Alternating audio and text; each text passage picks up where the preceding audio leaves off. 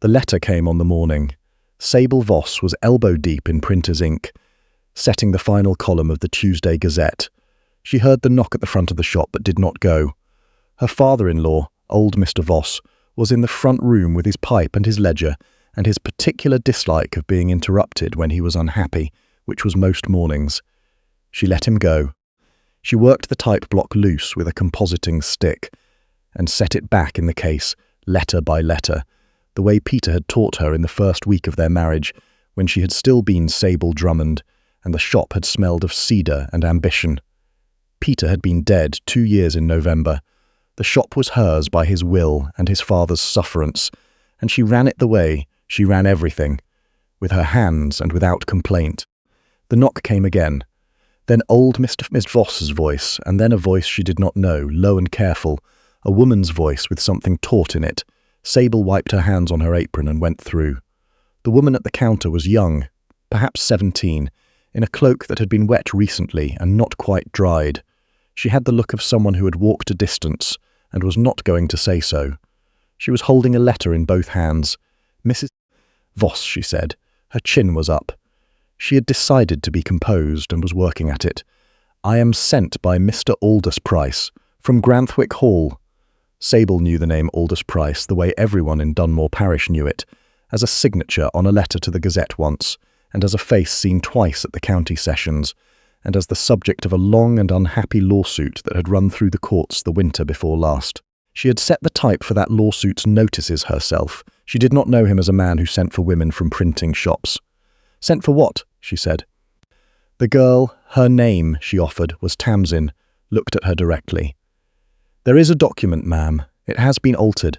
Mr. Price believes it has been altered, but the physician says it is the original, and the solicitor agrees with the physician, and Mr. Price he is not well enough to press the matter himself. There is no one else who can read what has been done to it." Tamsin set the letter on the counter. "You set the parish records for 3 years running. You set the county proceedings. He says you will see what another person would not." Sable looked at the letter. She looked at old Mr. Voss, who was looking at her over his pipe with the expression he wore when he wanted her to say no and knew she would not. She said, "Let me get my coat." What she did not know, going back for it, was that she would not return for 11 days, that the document at Granthwick Hall was not the only thing that had been altered, that the man who had sent for her was fighting something more than a legal dispute, and that the thing fighting him was sitting at his own table and pouring his tea. She only knew that she was needed. She had been needed before she went. The girl Tamsin talked in the hired gig the way people talked when they had been holding something in too long. She talked about the hall in short declarative sentences, as if she were giving evidence. Mr. Price had been ill since October, she said.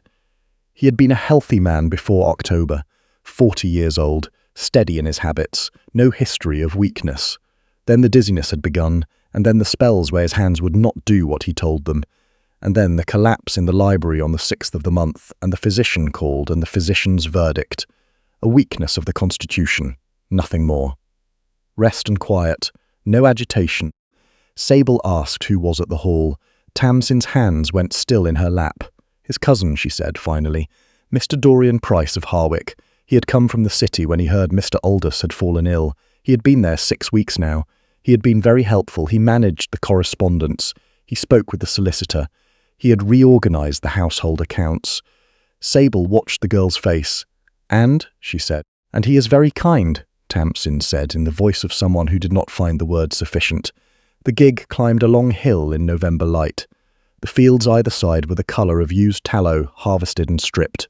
A crow sat on a fence post and did not move as they passed. Sable thought of Peter. Not deliberately. He came the way he sometimes came, without announcement.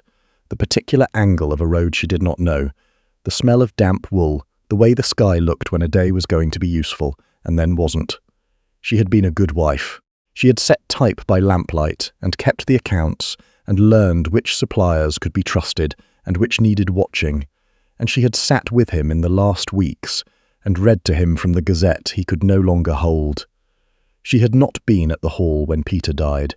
She had been in the shop, setting the morning run, and old Mr. Voss had come to the door of the compositing room, and stood there for a long moment before he said anything. She had learned, since then, to know a threshold by the look of the person standing at it. She had learned what it meant when someone knocked twice. Tamsin said, "We are nearly there," and Sable let Peter go.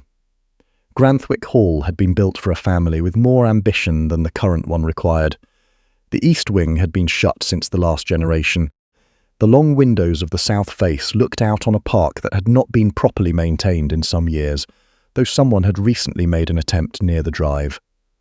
The gates, Sable noted, were new. The house behind them was not.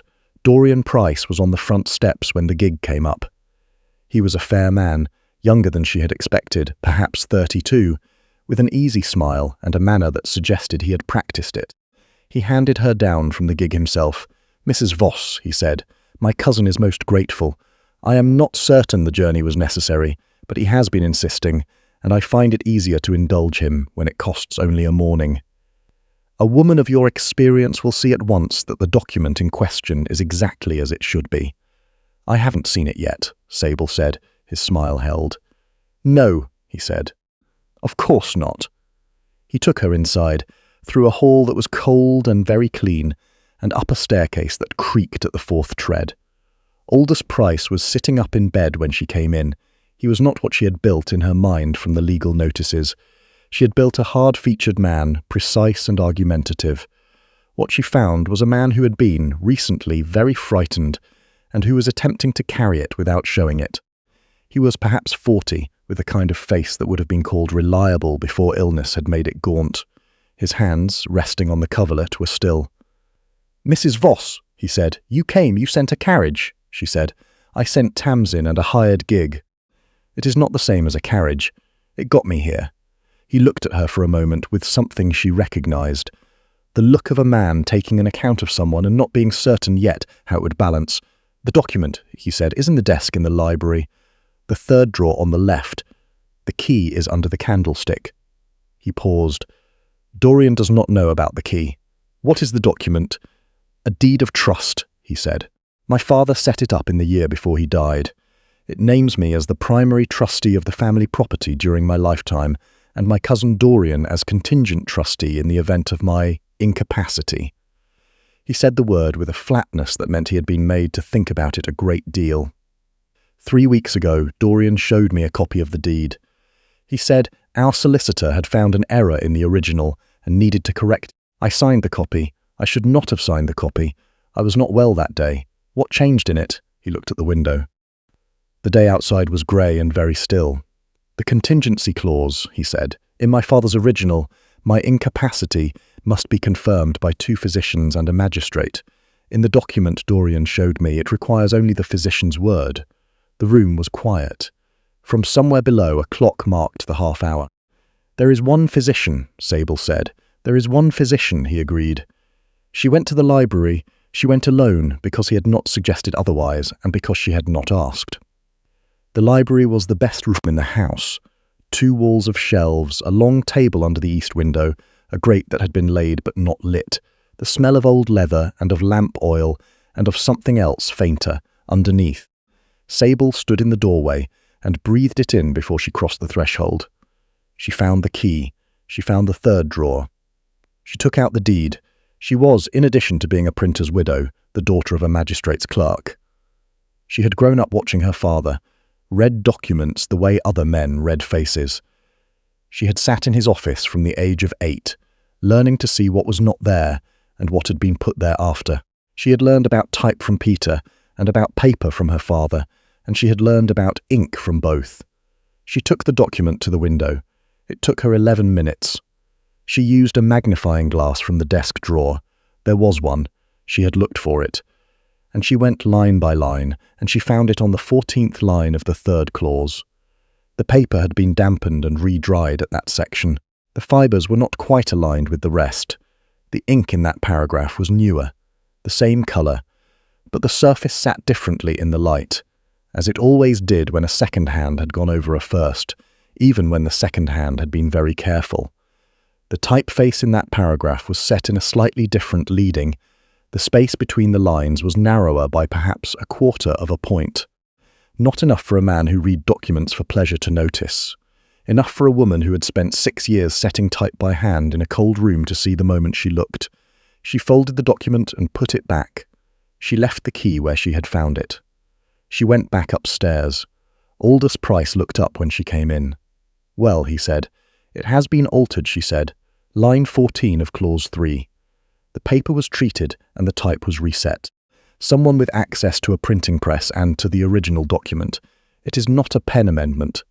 It was done carefully, and it was done by someone who knew something about the process, but they did not know quite enough." She sat down in the chair that Tamsin had not offered, but that stood near the window. "How long has the document been in the solicitor's possession?" "Since August," he said. "Before I fell ill? And Dorian?" He was quiet a long moment. "Dorian's mother was a printer's daughter," he said. "He spent 2 years working in her family's shop when he was young. He has spoken of it." Sable set her hands in her lap. "Your Grace," she began, and stopped, because he was not a duke. "Mr. Price," she said, "I will not name him until I am certain of more than this, but I am certain of what I have seen." He nodded. He closed his eyes. When he opened them, they were steadier than they had been. "Will you stay?" he said. "Until you can walk to the solicitor yourself," she said. "That may be some time." "I have been in places that took some time," she said, and let it stand at that. She learned the house the way she had learned the print shop, by moving through it quietly and paying attention to what did not want to be seen. She learned which rooms Dorian Price used and which he did not enter. She learned that the kitchen was managed by a woman called Mrs. Bywell, who had been at the hall since before Aldous was born, and who looked at Dorian's back whenever he left a room with a particular set of the jaw. She learned that the morning tea was brought up by Tamsin, and that Tamsin had started, on her own initiative and some weeks ago, keeping a small notebook in her pocket. On the second day, Sable asked to see the notebook. Tamsin handed it over without a word. She had been keeping it since the end of October. Every cup she had carried, every tray, every instruction she had been given about what to include and what to leave off. She had small, careful handwriting, the kind that came from having been taught by someone who cared and having the sense to practice. Sable read it standing in the upstairs hallway with the cold coming in through the gap at the window frame. October the 14th. Brought morning tray as usual.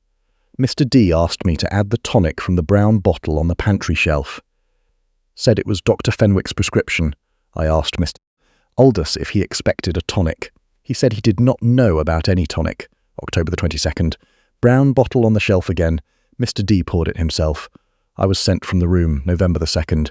Mr. Aldous very unwell. Dr. Fenwick came, said Constitution. Prescribed rest. The bottle on the shelf is now in the pantry cupboard, behind the preserves. Sable looked up. "You kept this from the start." "I wasn't certain," Tamsin said. "I didn't want to say something that wasn't true, but I kept writing it down because—" She stopped. "Because if I was wrong, the notebook would show it. And if I was right, the notebook would show that too," Sable thought. "This girl is 17 and unwise as most men, twice her age." She said, "Where is the bottle now?" "Still behind the preserves," Tamsin said. "I haven't touched it. I haven't let anyone touch it." "Good," Sable said. "Don't." She went down to the pantry herself that evening, when the house was at supper. The bottle was there. She did not open it. She held it to the light from the window and looked at the sediment at the bottom, the colour of it, the particular way it had settled. She had grown up 2 doors from an apothecary. She had delivered parish notices to Mr. Stell's shop every Thursday for 6 years, and Mr. Stell had, in the way of men who are particular about their work, and find a child who is interested, shown her what she asked to see. She had asked to see a great many things. She had been 11. She had been curious in a way that her mother found alarming and her father found useful. She recognized the colour of what was at the bottom of that bottle. She put the bottle back behind the preserves. She went upstairs. She sat in the chair by the window of her room, which was a small room at the end of the east corridor, and she thought for a long time about what she was going to do. She had a suspicion. She would not say it until she was sure. On the 3rd morning she came down early and found Dorian Price already in the breakfast room, reading a letter. He looked up when she came in. He had, she thought, the kind of smile that improved with practice, warm and concerned and aimed. "Mrs. Voss," he said, "you were up early." "I am always up early," she said. "I have a shop to run." "Ah, yes." He set the letter down, face down. "My cousin is fortunate to have you. I hope he hasn't asked too much of you. He asked me to look at a document," and she said. "I looked at it, and," she poured herself tea. She kept her hands easy and her face as she wanted it. "It is a complicated document," she said. "These things take time." He looked at her for a moment. His eyes were a light grey and not quite at rest. "Yes," he said. "I suppose they do." She sat across from him and drank her tea. She asked him pleasantly about Harwick. He told her pleasantly that it was a fine place in summer. She asked about his work in the city. He said it was demanding but rewarding. She watched his hands. They were careful hands, precise, and they moved with the economy of someone who had spent time doing close work. A printer's hands. She let the conversation find its own end, and excused herself and went upstairs. She sat at the desk in Aldous Price's room, and she wrote a letter to her father. Her father was 61 years old, and had been a magistrate's clerk for 35 of those years, in 2 counties and 3 courts. He knew the county solicitor who handled Granthwick's affairs. He knew, more particularly, a man named Stanhope in the city, who kept the register of every establishment, licensed to operate a printing press in the province. Because her father had spent 6 months helping draft the licensing ordinance, and had, in his methodical way, kept a copy of every record that passed through his office for 30 years, she asked him to look for a press registered to anyone named Price, or to any establishment at an address associated with the Harwick Prices within the last 5 years. She asked him to send the reply to Tamsin's name at the village post office, and not to the Hall. She gave the letter to Tamsin before breakfast was cleared, and she did not mention it to Aldous Price, because there was no point in giving him hope she was not yet certain she could keep. On the 4th night, she did not sleep. She lay in the small room at the end of the east corridor and listened to the house. She had not slept well in 2 years, not since Peter, and she had made her peace with it in the way she had made her peace with most things, by finding it useful. The hours between 2 and 4 were very good hours for thinking. She thought about the document and the deed and the brown bottle. She thought about Dr. Fenwick, who had come 3 times since her arrival and who had a way of not quite meeting her eyes. She thought about the solicitor in town, a man named Harwick, different Harwick she had noted from the place. A coincidence she did not wait, who had certified the amended deed as original. She thought about what it would take to unwind what Dorian Price had set in motion. She thought about her father's reply, which had not come yet. She thought once about Peter, and the way he had said her name the morning she married him, and the way the shop had smelled of cedar, and the way it smelled now of ink and linseed oil and old Mr. Voss's pipe. She thought about the Saturday afternoons when Peter had taken her hands, which were always stained, and held them, and said that ink on a woman's hands was the same as flour on a cook's. It meant the work was real. She thought, I have been alone a long time. I have been good at it, she thought. That is not the same as wanting to be. She got up at 5. She dressed. She went to the desk and made a list of everything she knew and everything she suspected and everything she could not yet prove. She was particular about this. She drew a line down the centre of the page and marked one side known and one side probable, and she did not let anything from the second column migrate into the first until she had something solid under it. On the 5th morning, Aldous Price was well enough to sit in the chair by the window. She came in to find him there, in a dressing gown, looking out at the park with the expression of a man who has been inside too long. He looked better than he had. He had stopped taking the morning tonic on her advice, quietly, without explanation, and whatever had been in the bottle, she was not certain yet, only probable, had begun to leave him. "You are improving," she said. "I notice it," he said. "My hands are steadier." "Yes." He looked at them. He turned them over and looked at the backs of them. "Mrs. Voss," he said. "Sable, I do not know your Christian name well enough to use it without asking." "May I?" "You may," she said, "though I will still call you Mr. Price until there is a reason not to." He looked at her sideways, and something in the look was almost like a smile. "What reason would do it?" "I haven't decided," she said, and went to the window and looked at the park herself. After a moment he said, My father planted those trees, the ones near the east wall. He said they would outlast him, and they have. I have wondered sometimes if they will outlast me." He paused. "I do not wonder as much now." She did not answer. She let it stand. He said, "You haven't told me what you found." "The full account." "No. Why?" "Because I am not finished finding it," she said. "And because telling a man a probable thing as if it were a known thing is how you get a man to act badly on incomplete information." He was quiet for a moment. Then he said, "My wife would have liked you." Sable turned from the window. He was not looking at her. He was looking at the trees. "She died 3 years ago," he said, "in the spring. Her name was Alice. She was a solicitor's daughter, and she had no patience for people who spoke in circles, and she had a great deal of patience for people who did not waste words. They are not the same quality," he said. "Though people confuse them, she would not have confused them. She would have told me I was being indulgent talking about her to a woman I had known 5 days. She would have been right," Sable said. "Yes," he said. He almost smiled again. She generally was. Her father's letter arrived on the 6th day, addressed to Tamsin, hand-delivered by a boy from the village. Tamsin brought it up without being asked. Sable read it in the corridor. She read it twice. Her father had found a press licensed in Dorian Price in the city, registered 18 months ago. The registration noted it as a private press for personal correspondence. The registration had been filed by the same city solicitor who had later certified the amended deed of trust. Sable folded the letter. She put it in her coat pocket. She went to the library. She got the deed again from the 3rd drawer. She took it to the window.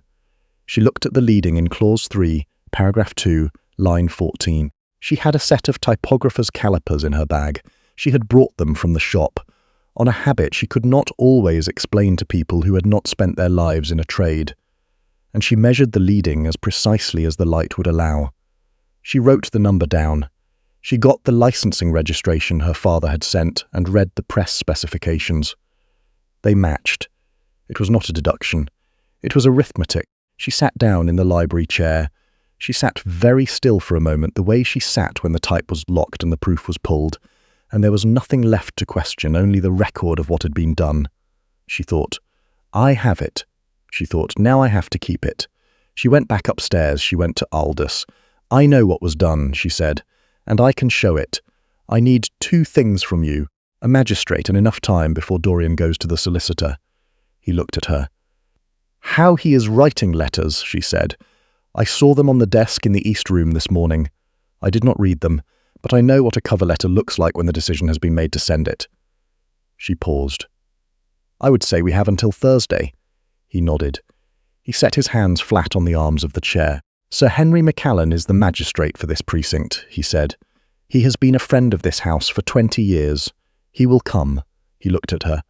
"Will you go to him?" "I will go to anyone useful," she said. "Give me the letter to send." What happened next was 4 days of very careful work, and Sable, who had set type in the dark and the cold for 6 years, knew how to do careful work. She sent the letter to Sir Henry. She wrote a deposition of her own findings and signed it, and had Tamsin witness the signature. She wrote to the provincial licensing office for a certified copy of the press registration. She drafted a separate statement from Tamsin, sitting with her at the kitchen table in the evening, after the household was quiet, setting out every entry in the notebook, with dates and times, signed by Tamsin's own hand, and witnessed by Mrs. Bywell, who read it without speaking and then said, "I will swear to the tonic. I smelled what was in it. I should have said so before. I didn't know who to say it to." Sable said, "You know now." Mrs. Bywell signed. She did not sleep more than 2 hours at a time in those 4 days. She ate what was brought to her and did not notice it much. She had been this way before deadlines since she was young.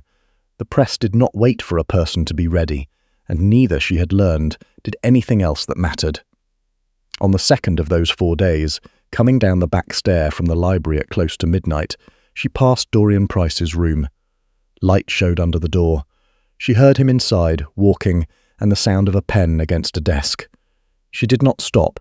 She kept her breath even and her step light, and she went on.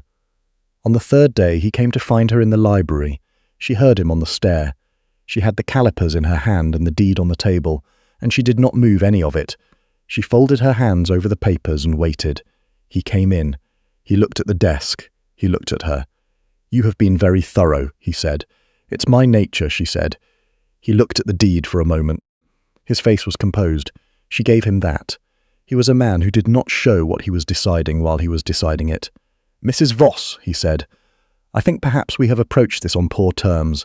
My cousin is not well. He requires management. The estate requires management. There is nothing sinister in attempting to ensure continuity." He paused. "A woman in your position might find it useful to have friends at a house like this." She looked at him. She kept her face as she wanted it. "I have the friends I need," she said. He left. She let out a breath when his footsteps were down the hall. She went upstairs and told Aldous what had happened. He listened without interrupting. "He offered you something," Aldous said. "He offered me the suggestion of something," she said. "It is not the same." "No," he said. "I suppose not." He looked at her for a moment. "Are you afraid?" She thought about it honestly, which was the only way she thought about things. "I am not afraid of him," she said. "What happens on Thursday?" "Either this works," she said, "or it doesn't. I am not comfortable with either or. I prefer to have the type locked before I call it a proof." He looked at her for a long moment. "What would help?" he said. "Knowing Sir Henry will come before Dorian writes the letter." "Sir Henry will come," he said. "He is stubborn and he is correct, and he dislikes people who interfere with deeds of trust. He will come by Wednesday evening if I write to him again." "Write to him again," she said. He wrote. Sir Henry came on Wednesday at 4 o'clock, in a driving rain, in a carriage that needed new springs, and carried a man who did not seem to notice. He was 65, broad, with a face like a courtroom. Impassive by habit, and capable of displeasure in small devastating degrees, he shook Aldous' hand, accepted Mrs. Bywell's tea, and sat at the long table in the library while Sable laid out the documents. She spoke plainly and in order. She did not editorialize. She put the deed beside the registration, beside her own measurements, beside Tamsin's notebook, and let the sequence speak for itself. Sir Henry read. He read slowly, wearing glasses that he had to hold with one hand because they no longer fit correctly. He asked 2 questions, both of them specific, both of which she answered. Then he looked at Dorian Price's name in the registration, and he looked at it for a long time. Dorian Price was in the East Room. He did not know Sir Henry was in the house. Sable had asked Mrs. Bywell to receive him at the side door and to say nothing to the East Room, and Mrs. Bywell had received him with the efficiency of a woman who had been waiting for precisely this opportunity. Sir Henry set down his glasses. "Mrs. Voss," he said, "you are a printer." "My late husband was a printer," she said. "I ran the shop. There is a difference. There is a legal difference," she said. "There is not, in practice, a difference." He almost smiled. It was very slight. She almost missed it. "No," he said. "I imagine not." He picked up the deed. "This has been altered by a private press registered to Dorian Price. The registration was filed by the same solicitor who certified this document as original. The drug administered to your cousin is consistent, from the description and the colour, with a preparation that would produce the symptoms he suffered." He set the deed down. "Mr. Price? Aldous, you understand what this means?" Aldous understood. He looked older than when Sable had arrived, and also, somehow, more like himself. "Bring him in," Sir Henry said. Dorian Price came into the library looking as composed as a man could who had not known, until Tamsin knocked at his door, that there was a magistrate in the house. He saw Sable first. He looked at her for one moment with something that was not anger and was not surprise. It was something more contained than either, a private recognition. And then he looked at Sir Henry. Sir Henry said, "Sit down, Mr. Price." Dorian sat. What followed was measured and unhurried, the way formal things were when they were done correctly. Sir Henry read the findings. He named the document. He named the press. He named the solicitor, who would be dealt with separately on Monday. He named the drug. Dorian Price said, at the end of it, the press was a private instrument. The registration is a matter of public record. "I have not concealed it. You have not concealed the press," Sir Henry said. "You have concealed what you did with it. There is a difference. I think you know the difference." Dorian's mouth opened. His mouth closed. He had a soldier's composure, or rather a gambler's, the kind that held until the moment it was certain the hand had gone. Then he said very quietly, I did not intend permanent harm to my cousin. No one spoke for a moment. Sable stood up. She had meant to let Sir Henry finish. She stood anyway, the way she always stood, when she saw the type locked and the sequence complete, and nothing left but the saying of it. "Mr. Price," she said, "I have set notices for the county proceedings. I know what permanent harm looks like in a ledger. You increased the dose by 1/3 between October and November. The notebook shows it." She set her hands on the table. "The court will decide what you intended." Dorian Price looked at his cousin. Aldous looked back at him steadily. Dorian looked away first. Sir Henry rose. He was methodical about it. He summarised what would follow. The constables, the solicitor in the city, the Court of Common Pleas at the winter sessions. He was clear about what Dorian could and could not do between now and Monday. He was not unkind. He was simply Sir Henry, which was its own kind of language. The constable came at 6.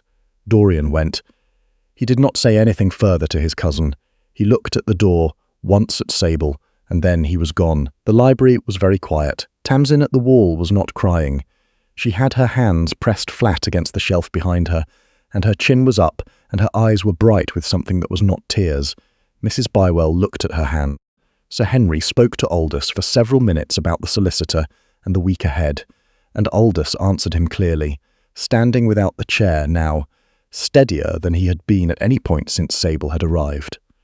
When Sir Henry left, he walked with him to the door himself. Sable stayed in the library. She gathered the documents in the order they would need to be presented, and she set them in the leather folder Aldous had produced from the second drawer. She tied it with the cord. She set it on the table. She sat down and looked at the trees outside the east window, which were bare now in November, and showed the sky through them in irregular pieces. Grey-white, not quite dark. Aldous came back. He stood in the doorway a moment, and then he came in and he sat, not in the chair across from her, but in the one beside her, which was not where he usually sat. He was quiet for a while. She let him be. Then he said, "You told me when asked you to stay, that you would stay until I could walk to the solicitor myself." "Yes," she said. "I walked to the front door just now." "You did. That is not the solicitor," he said. "No," she said. "It is not." He looked at her. The lamp was low on the table and the room had gone to dusk around them, and she could not quite tell what the look was. She thought it was a man trying to say something he had not said in a long time, and was uncertain still of the terms. "Sable," he said, "I should like to ask you something." "Ask," she said. "Not yet," he said. "Not to. Tonight I think I should like to sit here, and be not unwell, for the first time in 6 weeks. And you should sit here too, if you are willing. That is what I should like to ask tonight. The other question can wait." She looked at him for a long moment. She thought of the shop, and old Mr. Voss, and the morning run, and the smell of ink on her hands. She thought of the type locked in the chase, ready to print. She thought of Peter saying, "The work is real. I can sit," she said. They sat. The lamp burned low. Outside, the trees held the last light and then did not. 6 months passed. The court at the winter sessions found in Aldous Price's favour on every material point. The solicitor from the city was struck from the register and his office removed from the deed. The amended document was declared void, and the original deed of trust was confirmed as binding. Dorian Price was found to have administered a preparation of digitale in increasing doses over a period of 6 weeks, with the likely intent of inducing a state of permanent cognitive impairment sufficient to trigger the fraudulent contingency clause. The word likely was used because the law required it. Every person in the courtroom understood what the word likely was standing in for. He was sentenced at the spring assizes. Sable set the notice in the parish gazette herself, the first morning after she was back at the shop. She set it in the same column she had set his cousin's legal notices 3 years before. She set it cleanly and without error, because she set everything that way, and because that was what the work required. Old Mr. Voss read it over her shoulder and said nothing for a moment. Then he said, "You've been at that hall a great deal." "I had work there," she said. He said. He took his pipe and went back to the front room. Aldous Price came to Dunmore in May on a Tuesday unannounced. She heard the carriage and went to the window, and it was his. She wiped her hands on her apron. They were inked, they were always inked, and went to the door. He looked well. He looked like a man who had slept through the winter, and come out the other side of it. He stood on her step in the morning light with his hat in his hand, and he said, "I told you I had a question. You told me it could wait," she said. "It has waited," he said. "It has waited 6 months." She looked at him. The morning was warm, and the high street behind him was doing what high streets did on a Tuesday in May. Carts and voices, and the smell of bread from the bakery 3 doors down, and a dog that had no business being there. And she thought, he drove 6 months' worth of road to stand on my step. She thought, I have been alone a long time. I have been good at it. Those are not the same thing. "You may ask," she said. He asked. She did not answer immediately. She looked at him, and then at the street behind him, and then back at him.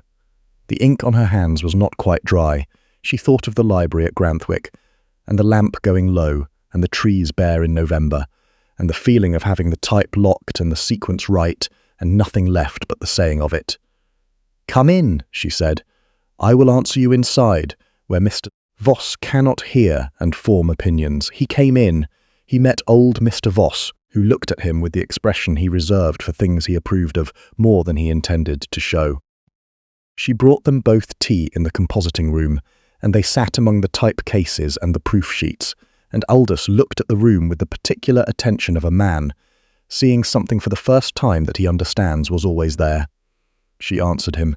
He held the answer carefully, the way he held everything, with both hands, steadily, without dropping it. They were married in August, in the village church, which had bad acoustics and very good light. The licence was set in type by Sable herself, because she was particular about such things. Mr. Voss attended and sat in the front pew and blew his nose loudly at the vows, which was his way of being moved. Tamsin came from Granthwick Hall with a posy from Mrs. Bywell's garden, and Sir Henry Macallan wrote a letter that arrived 2 days after, which Aldous read aloud at the breakfast table, and which contained one sentiment that was not at all like Sir Henry, and was better for it. Sable kept the shop.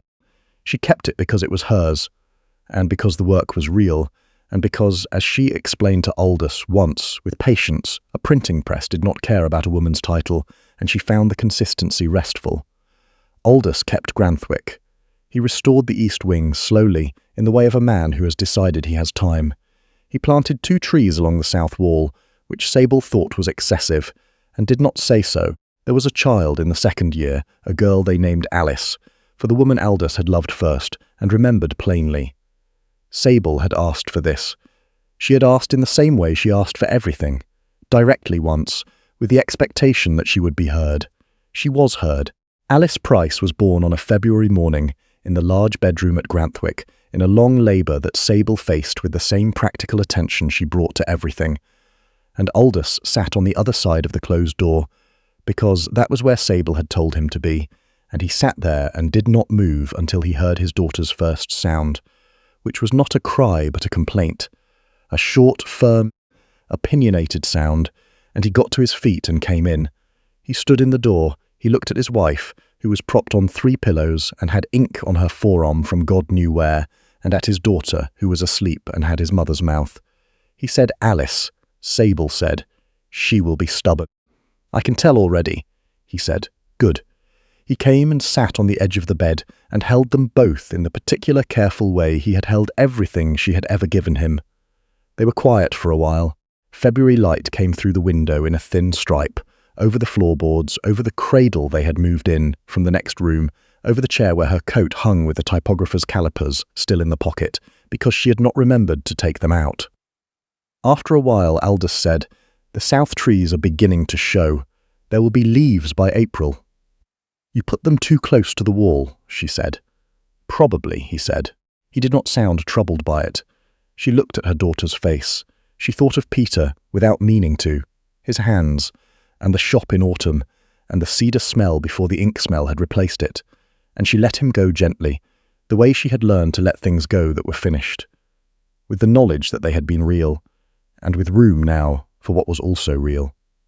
She thought, "I have a daughter who will be opinionated. I have a house with too many trees.